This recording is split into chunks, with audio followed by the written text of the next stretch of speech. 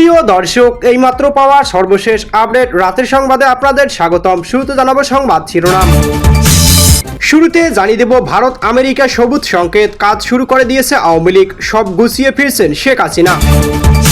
জানাবো শেখ হাসিনা ও Marco রুবিওর phone আলাপ, জয়শঙ্করের চালেই বাজিমাত, ঘুরে যাচ্ছে রাজনীতির মোড়, থাকছে বিস্তারিত প্রতিবেদনে।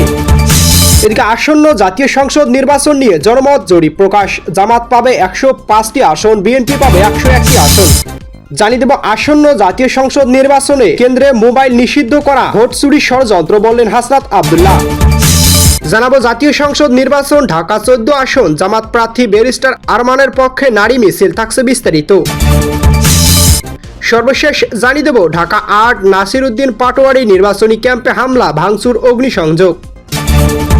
সুপ্রিয় দর্শক মন্ডলী, এতক্ষণ শুনছিলেন সংবাদ শিরোনাম। এবার জানাবো বিস্তারিত সংবাদ। তার আগে অনুরোধ থাকবে ভিডিওটি ভালো লাগলে এবং সর্বশেষ আপডেট সংবাদ পেতে চ্যানেলটি সাবস্ক্রাইব করুন। ধন্যবাদ।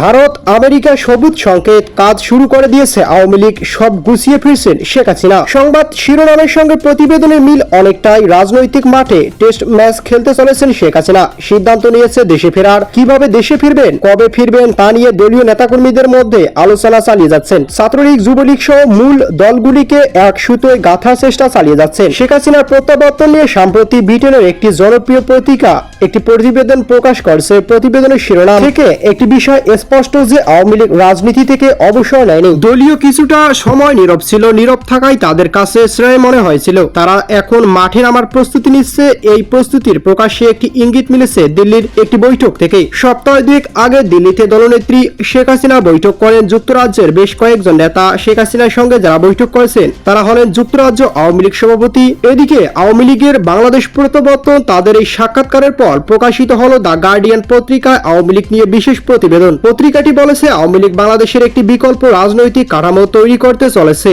কলকাতা ও দিল্লি মিলিয়ে দলের কয়েকশো নেতাকর্মী আশ্রয় নিয়েছেন। বর্তমান বাংলাদেশে যা পরিস্থিতি, সেই পরিস্থিতিতে শেখ হাসিনা আত্মগোপনে থাকা আওয়ামী লীগের নেতাকর্মীদের দেশে ফেরা অত্যন্ত ঝুঁকিপূর্ণ হয়ে যাবে। দিল্লিতে শেখ হাসিনা কড়া নিরাপত্তার মধ্যে রয়েছেন, তবে তার রাজনৈতিক কর্মকাণ্ড থেমে নেই। পত্রিকাটি জানিয়েছে শেখ হাসিনা দলের প্রবীণ নেতাদের সঙ্গে ফোনে যোগাযোগ রেখেই চলেছেন। প্রয়োজন মতো তাদের নির্দেশ দিচ্ছেন। কখনো কখনো কাজ করে দিনের 15 থেকে 16 ঘন্টা। প্রয়োজনে তিনি দলের প্রবীণ নেতা, অঙ্গ সংগঠনের নেতাদের দিল্লি তলব করেছেন, তাদের সঙ্গে আলোচনা করছেন, জানিয়ে দিচ্ছে ভবিষ্যতের রণকৌশল।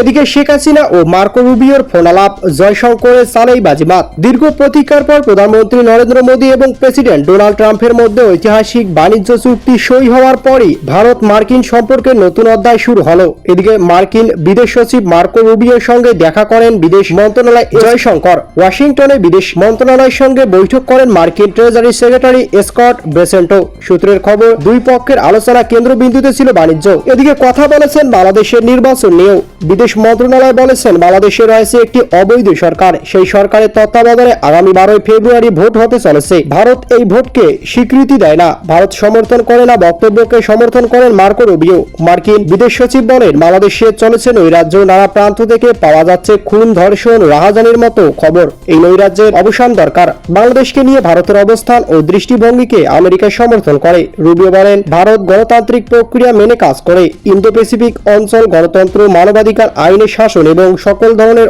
অর্থনৈতিক ও সামাজিক কর্মকাণ্ডের পূর্বের ন্যায় সর্বাত্মক সহযোগিতা সমঝোতা ভিত্তিতে কাজ করবে সরকার। কৌশলগত সিদ্ধান্ত বাস্তবায়ন থাকবে। প্রতি 3 মাস অন্তর এই চুক্তি মূল্যায়ন হবে। জামাত পাবে 105টি, বিএনপি পাবে 101টি। আসন্ন জাতীয় সংসদ নির্বাচন, জামাত নেতৃত্বাধীন জোট 105টি আসন আর বিএনপি নেতৃত্বাধীন জোট 101টি আসন জয়ের সম্ভাবনা রাখছে, এমন দাবি করছে একটি প্রাথমিক নির্বাচনী জনমত জরিপ। রাজধানী পুরানা পল্টন অবস্থিত ফোর্স হোটেল আন্তর্জাতিক গবেষণা সংস্থা international institute of the law and diplomacy এই জরিপ প্রকাশ করে। জরিপে দেখা গেছে জামাত নেতৃত্বাধীন 11 দলীয় জোট 105টি আসন জয় পাবে। বিএনপি নেতৃত্বাধীন জোট 101টি আসন জিততে পারে। বাকি 19টি আসন অন্যান্য দল ও স্বাধীন প্রার্থীদের মধ্যে বিতরণ হবে। এছাড়াও 75টি আসন প্রতিদ্বন্দ্বিতা হবে বলে ধারণা করা হচ্ছে। গণভোটে হ্যাঁ ভোটের হার ধরা হয়েছে 89.60%, আর না ভোটের হার ধরা হয়েছে 9.10%। এই জরিপে দেশের 300টি সংসদীয় আসনে মোট 63,615 জন ভোটারদের মতামত সংগ্রহ করা হয়েছে। জরিপ কার্যক্রম 21শে জানুয়ারি থেকে 5ই ফেব্রুয়ারি পর্যন্ত চলে। কেন্দ্রে মোবাইল নিষিদ্ধ করা ভোট চুরি ষড়যন্ত্র বললেন হাসনাত আব্দুল্লাহ। কুমিল্লা 4 দেবিদ্বার আসনে 11 দলীয় প্রার্থী ও এনসিপি দক্ষিণাঞ্চলের মুখ্য সংগঠক হাসনাত আব্দুল্লাহ বলেছেন, ভোট হবে উৎসবের কেন্দ্রে মোবাইল নিষিদ্ধ নির্বাচনী ভোট চুরি যে ষড়যন্ত্র, এটা হলো সে ষড়যন্ত্রের একটি অংশ। নির্বাচন কমিশনের এই সিদ্ধান্ত অবশ্যই প্রত্যাহার করতে হবে। এদিকে দেবিদ্বার উপজেলা ভৈশ্যেরকোট ঈদগাহ মাঠ আয়োজিত নির্বাচনী জনসভায় সব কথা বলেন তিনি। হাসনাত আব্দুল্লাহ বলেন, ভোটের দিন নাকি মোবাইল নেওয়া যাবে না, চুরিতে ধরা পড়বে, তাই মোবাইল নিষেধ। জুলাইয়ে আমরা দেখেছি কয়েকটি মিডিয়া ছাড়া সবাই দিছে পরিবেশ শান্ত, কিন্তু আমাদের মেজো সিটিজেন সাংবাদিক যারা আছেন তারাই মেইন খবর মানুষের কাছে পৌঁছে দিয়েছে। স্বাধীন সংবাদ প্রচার করতে ভোট কেন্দ্রে মোবাইল ব্যবহার করতে দিতে হবে। তারা প্রথমে বাদ দিয়ে বিএনসিসিকে, আর এখন বাদ দিচ্ছে মোবাইল জার্নালিস্টদেরকে। প্রবাসী মাসুদ পারভেজ সোহাগের সঞ্চালনে নির্বাচনী জনসভায় দেবিদ্বার উপজেলা এনসিপি ভারপ্রাপ্ত প্রধান সমন্বয়কারী জাহাঙ্গীর আলম, কুমিল্লা ও উত্তর জেলা জামাত সেক্রেটারি সাইফুল ইসলাম শহীদ এবং এনসিপি মোহনপুর ও বরকামতা ইউনিয়ন নেতাকর্মীরা উপস্থিত ছিলেন। এদিকে ঢাকা 14 আসন জামাত প্রার্থী ব্যারিস্টার আরমানের পক্ষে নারী মিছিল। ঢাকা 14 আসন 11 দলীয় নির্বাচনী ঐক্য মনোনীত জামাত ইসলামের প্রার্থী ব্যারিস্টার আহমেদ বিন কাশেম আরমানের পক্ষে বিশাল নারী মিছিল অনুষ্ঠিত হয়েছে। এদিকে আজ রাজধানী মিরপুর 1 ঈদগাহ মাঠ সংলগ্ন মনিকানন স্কুল প্রাঙ্গণ থেকে এই মিছিলটি বের করা হয়। ব্যারিস্টার আরমানের নেতৃত্বে মিছিলটি বিভিন্ন সড়ক প্রদক্ষিণ করে সংক্ষিপ্ত বক্তব্যের মধ্য দিয়ে শেষ হয়। এতে ব্যাপক সংখ্যক নারী অংশগ্রহণ করেন। সবার হাতে দাড়িপাল্লার প্রতীক শোভা পায়, তারা দাড়িপাল্লার পক্ষে স্লোগান দেন। সমাপনী বক্তব্যের ব্যারিস্টার আরমান বলেন, সন্ত্রাস, দুর্নীতিমুক্ত, ন্যায় ইনসাফের নতুন বাংলাদেশ গড়তে দাড়িপাল্লায় ভোট দিন, পাশাপাশি গণভোটে হ্যাঁর পক্ষে সিল মারুন। তিনি বলেন, সারা দেশে দাড়িপাল্লার পক্ষে গণজোয়ার উঠেছে। ইনশাআল্লাহ 12 তারিখ জামাত ও 11 দলীয় প্রার্থীদের বিজয়ের মধ্য দিয়ে একটি নতুন বাংলাদেশ গড়ার স্বপ্নযাত্রা শুরু হবে ইনশাআল্লাহ। এদিকে নাসিরউদ্দিন পাটোয়ারি নির্বাচনী ক্যাম্পে হামলা।